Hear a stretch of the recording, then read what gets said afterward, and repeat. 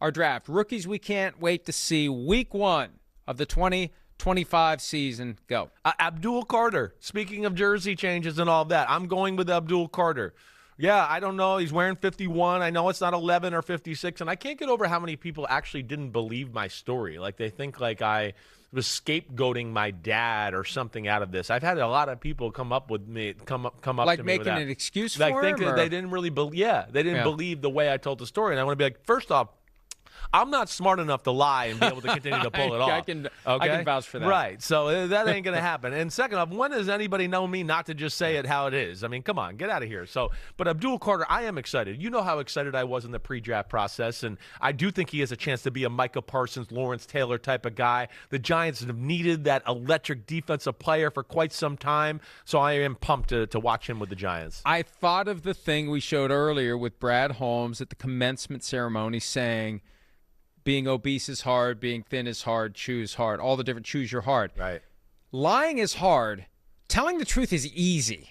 At the end of the day, lying is so much harder than telling the truth. When you tell the truth, you don't have to worry about what other stories you told. You don't have to keep your lies straight. You just know your truth. Right. That's exactly right. And then, yeah, you're right. You don't have to waste any brain power on it. When I say it, I go, okay, it's over, and let me move on to the next part of my life. All right, Ashton Jenney for me. I know that you're going to try to shy away from the top guys, although you did go Abdul Carter. Yeah. I think that seeing if he enters the NFL is used. Mm-hmm. How's he used? How many touches does he get? How do they envision?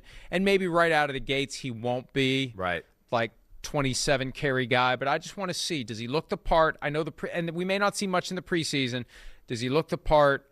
Can he run at the NFL level like he ran at the college level? If he has that same kind of impact, the Raiders got something. I'm with you. I mean, he definitely would be one of the guys at the top of my list. I am going to try to shed some love away from some of the top guys now for my next 2 picks. Just because we've talked about the top 32 guys and the main guys so much, I want to show that there's other guys that that are worthy of being in that conversation. My next one, the Broncos running back, R.J. Harvey, who they took in the second round out of Central Florida. I am excited to watch him. First off, I think he is walk on the field starting running back day 1. He is a big play machine. He can break ankles or outrun you for an 80-yard touchdown. And I believe he's got a little Alvin Kamara in him that way. And I think that's why Sean Payton saw him and went, wait, he can run out of the backfield and run routes like a receiver, and we can give him the ball, and he can be a bell cow running back. I'm pumped to see him with Sean Payton. That was a guy Sean Payton loved in Tennessee, and Alvin Kamara round 3. They got him. They almost came out of that draft with both Patrick Mahomes and Alvin Kamara. That would have been insane. I will continue to pick the low-hanging fruit. I want to see what Cam Ward does. Sure. Let's see if this guy has the kind of impact that makes people say, holy shit, Cam Ward is going to be a franchise quarterback. It'll be the first franchise quarterback the Titans have had since the late Steve McNair. The Titans have been largely irrelevant. You know, we were talking earlier, which team's the most likely to have the fewest primetime games? Not the Titans. Right. Not with Cam Ward. No. So I want to see. I want to see how it works. I want to see how it looks.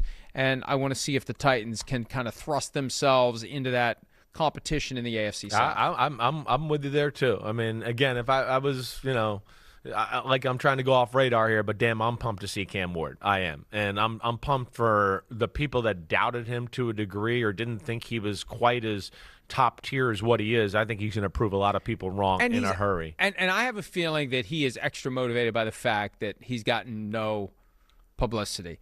And even though it's understandable because there was really nothing to talk about, we all knew he was going to be the number 1 overall pick, he's got to feel miffed that it's been all about Shadur Sanders and nothing about me, and you find a way to use that to motivate yourself. Yeah, you're right about that, and I think he will have a quiet motivation chip on his shoulder there to kind of show everybody. All right, here's one of my favorite guys in the draft from Texas, all right? Texas fight.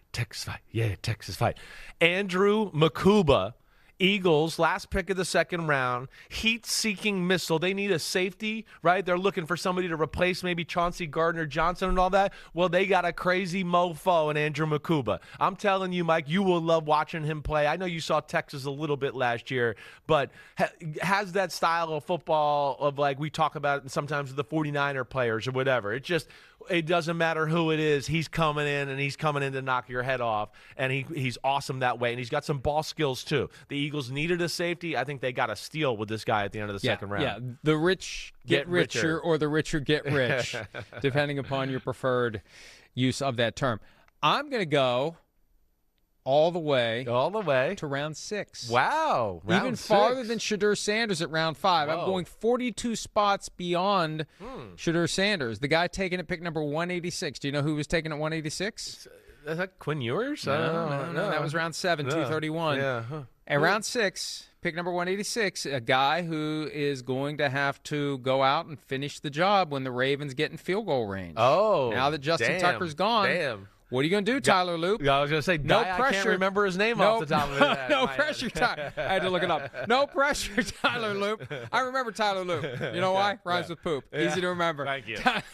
I'm sorry. Wow. Oh, wait, the guy who starts the show talking about putting his hand under a guy's balls is upset that I said poop. That conversation. No, but you finished it. Loop rhymes with soup, too. You're even okay with soup. Hey, guys, somebody making soup? Anyway, I want to see what he can do. Because being drafted as a kicker brings some pressure with it. Just ask Roberto Aguayo.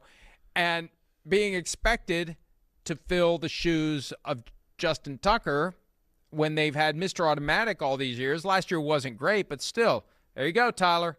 Let's see what you can do. I want to see what happens. It's real pressure. First 50-yard field goal, what's he going to do? Is he going to nail it? Is he going to shank it? Let's see. Yeah, one of the most pressure-packed positions in the sport, if not the most. So, yeah, this will be a big test. We'll be watching him for sure. Maybe Sunday night, Ravens-Steelers to start the season. Again, we know nothing. We have no inside information. We have no outside information. We just have no information. You'll find out when we do. Hi, it's Mike Florio. Thanks for watching PFT on YouTube. Hit subscribe for the latest news and analysis from Pro Football Talk.